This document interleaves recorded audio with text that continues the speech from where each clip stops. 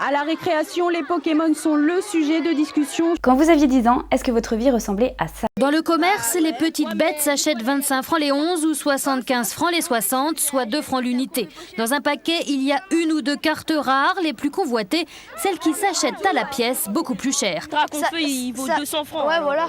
Mais bon, personne n'achète 200 francs. Aujourd'hui, combien seriez-vous prêt à dépenser pour les mêmes cartes Pokémon?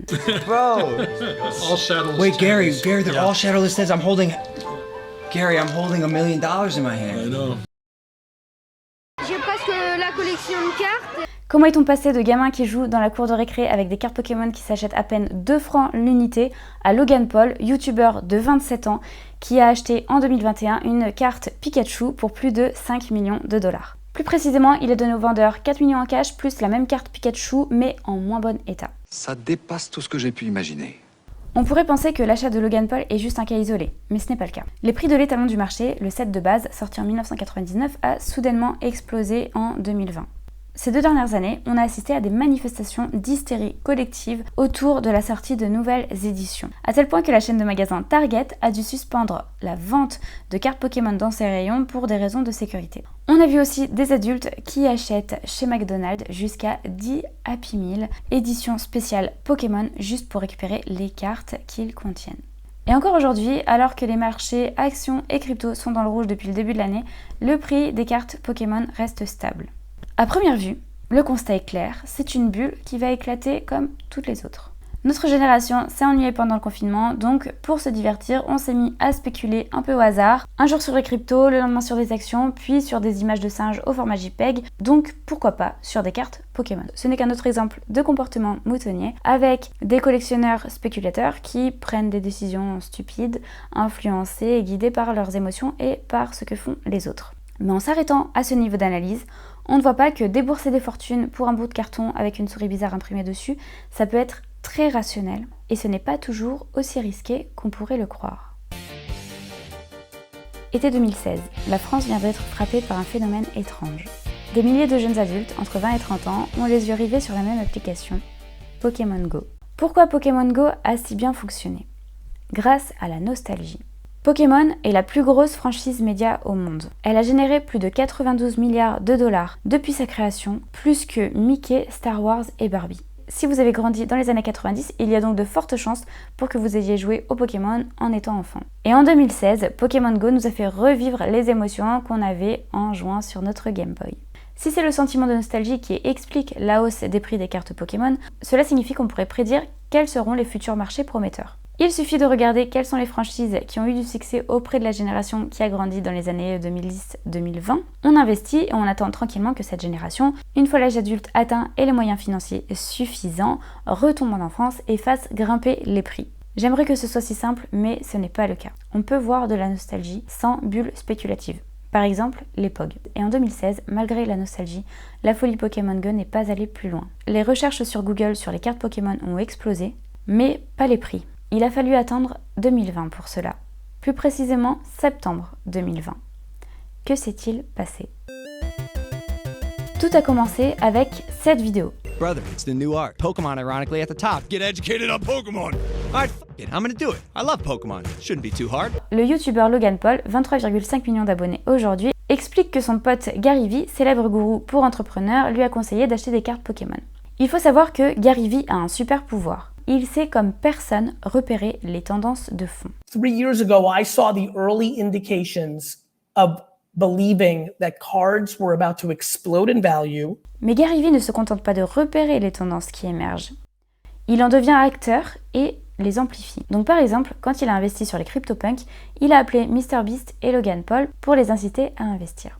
I spent $500,000 on CryptoPunks because Gary Vee called me and goes, "This is the next Facebook." Et quand il a remarqué l'engouement grandissant pour les cartes de baseball et pour les cartes Pokémon, il a conseillé à Logan Paul d'en acheter. Résultat, Gary Vee fait non seulement levier sur son audience pour promouvoir ses investissements du moment, mais il fait aussi levier sur l'audience de ses potes célèbres. Et donc, cela crée une sorte de prophétie auto-réalisatrice. Gary Vee prédit que le prix des cartes Pokémon ou des CryptoPunks va augmenter, donc il achète, donc il en parle à tout le monde, donc plus de gens achètent, donc les prix augmentent, donc Gary Vee a raison, donc c'est un génie et donc la prochaine fois on l'écoutera aussi. On retrouve ce schéma sur d'autres marchés.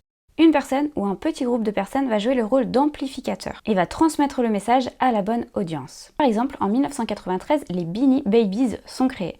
Ce sont les ancêtres de ces peluches que vous voyez encore partout dans les magasins de jouets. Jusqu'à fin 1995, les ventes ne décollent pas. Mais dès l'année suivante, les modèles les plus rares, qui coûtent 5 $ dans le commerce, s'échangent sur le marché secondaire pour plusieurs milliers de dollars. Et en 1997, un sondage révèle que 64% des Américains possèdent au moins un Beanie Babies. Voilà ce qui s'est passé. L'époque des réseaux sociaux n'est pas encore arrivée, mais un groupe de mamans va jouer le rôle d'influenceuse. 4 femmes de la banlieue de Chicago se mettent à collectionner les Beanie Babies par plaisir. Certaines éditions sont limitées, d'autres sont retirées des ventes, et donc elles se mettent à chercher les modèles rares. Mais ce simple hobby va bientôt prendre une toute autre ampleur, puisque elles vont demander à leurs amis dans tout le pays de les aider à trouver les modèles qu'elles n'arrivent plus à trouver chez elles. Et l'une de ces mamans, Peggy Gallagher, fait un jour un coup marketing de génie. Elle achète une publicité dans un magazine de collectionneurs. Et sur cette publicité, elle fait imprimer une liste de Beanie Babies avec leur valeur sur le marché. Contre toute attente, cette pub a tiré le marché vers le haut, et ce pour 2 raisons. La première, c'est que quand un collectionneur voit une liste, il a envie de posséder tout ce qu'il y a dessus, c'est purement psychologique. Autre exemple, le set de base Pokémon contient 102 cartes, et bien en tant que collectionneur, vous voulez les 102 cartes. Et quand vous étiez enfant, vous étiez capable d'acheter un nombre incalculable de paquets de cartes pour mettre la main sur ces 102 cartes et compléter votre collection. Deuxième raison qui a fait que cette liste a déclenché une envolée des prix, c'est que cette liste a été prise par les lecteurs comme un document d'autorité. Les prix qui étaient écrits ont joué un rôle d'ancrage et les prix réels sur le marché ont fini par rattraper ces prix-là qui ont été fixés de l'aveu même de Peggy Gallagher un peu au hasard. Et on va voir que Logan Paul a utilisé aussi cet effet d'ancrage pour augmenter la valeur de sa collection de cartes Pokémon sur le marché. Et pour finir sur la Beanie-mania, celle-ci prendra fin aussi vite qu'elle est arrivée dès 1999. Logan Paul nous explique qu'il écoute le conseil de Gary Vee parce qu'il est passionné par les Pokémon.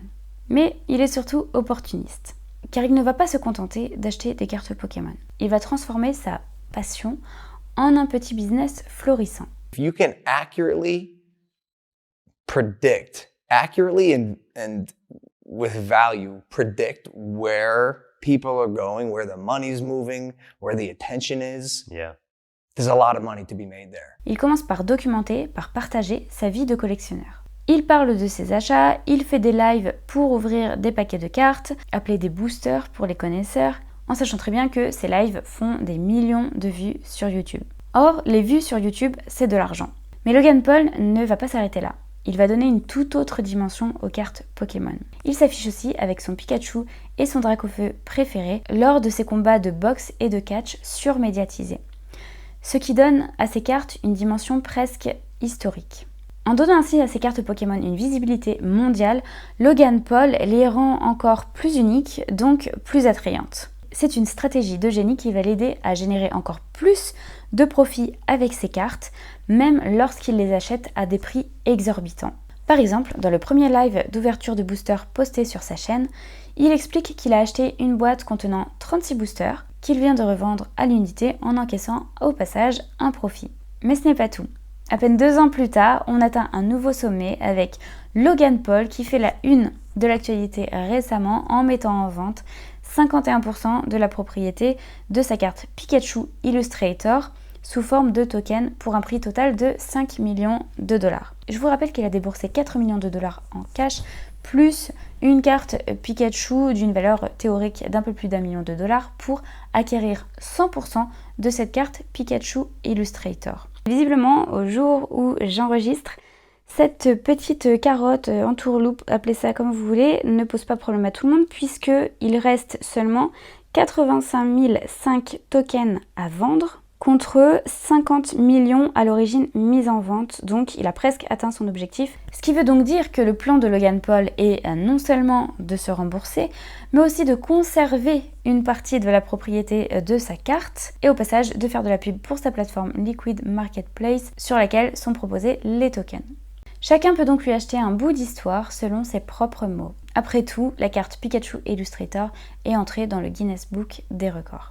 Enfin, la cerise sur le gâteau qui explique pourquoi finalement 5 millions de dollars, ce n'est pas trop cher. Cela lui donne de la visibilité, sa communauté lui rembourse et en plus, il fixe de nouveaux prix de référence pour les cartes, les boosters ou les boîtes qu'il décide de conserver ce qui augmente la valeur de sa collection. You want to be the market maker.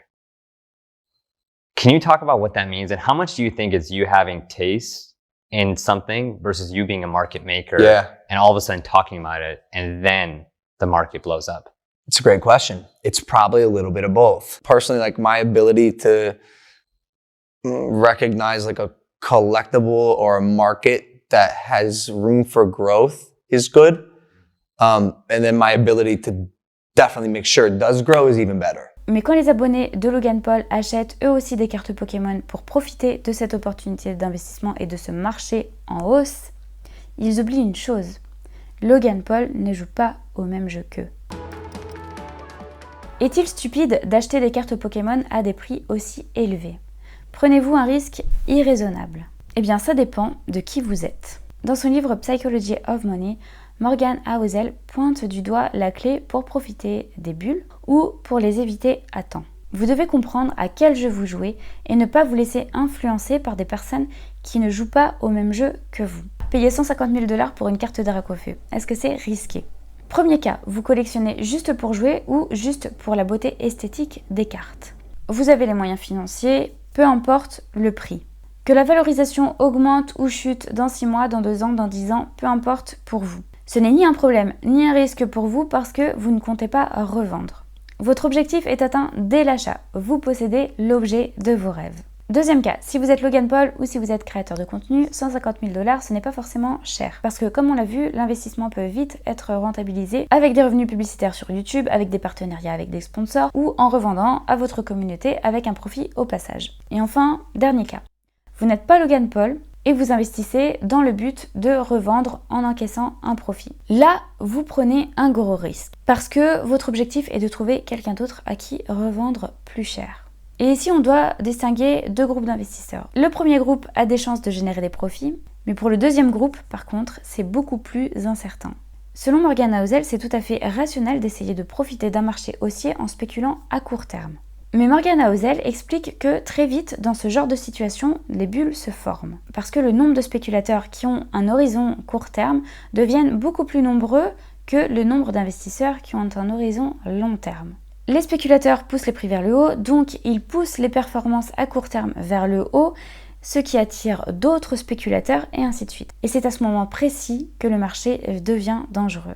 Car les investisseurs long terme, en voyant les prix monter, commencent à se dire qu'ils sont peut-être en train de louper quelque chose. Voilà alors ce qui se passe. Les investisseurs long terme arrivent sur le même marché que les spéculateurs court terme, sans se rendre compte qu'ils ne jouent pas au même jeu que leurs petits camarades. Et à un moment, lorsque les spéculateurs ont pris assez de profit, ils se retirent du marché, ils quittent la salle de jeu, en laissant les investisseurs long terme avec des miettes. C'est ce qu'il s'est produit avec les Beanie Babies. Ceux qui ont acheté et revendu tout de suite ont fait des profits, mais ceux qui ont voulu investir pour le long terme se retrouvent parfois encore aujourd'hui avec une collection de peluches qui ne vaut absolument rien et qui prend la poussière chez eux. Aujourd'hui, les prix des cartes Pokémon se maintiennent plutôt bien. Mais jusqu'à quand ? On sait déjà que les spéculateurs sont partout sur le marché. Premier signe, et il suffit d'observer le volume échangé sur le marché. Entre 2019 et 2020, les ventes des cartes Pokémon sur eBay ont augmenté de 574%. On est loin du marché de passionnés qui comptent conserver leur collection à vie. Deuxième signe que les spéculateurs sont partout, les services d'authentification et de notation de cartes croulent sous les demandes. Je ne suis pas du tout persuadée que dans 5 ans, 10 ans ou 20 ans, les cartes Pokémon auront encore pris de la valeur. Il faudrait pour cela que ceux qui sont sur le marché pour le profit à court terme continuent à jouer. J'ai cherché dans mes cartons mes vieilles cartes Pokémon et j'ai eu 2 surprises. La première, c'est que j'ai retrouvé ma Game Boy. La deuxième, c'est que, contre toute attente, elle fonctionne toujours. Je n'ai pas trouvé de cartes qui valent des milliers d'euros et finalement, tant mieux. Car au milieu de toute cette folie, on oublie l'essentiel. Le plaisir de retrouver, l'espace d'un instant, ses yeux d'enfant.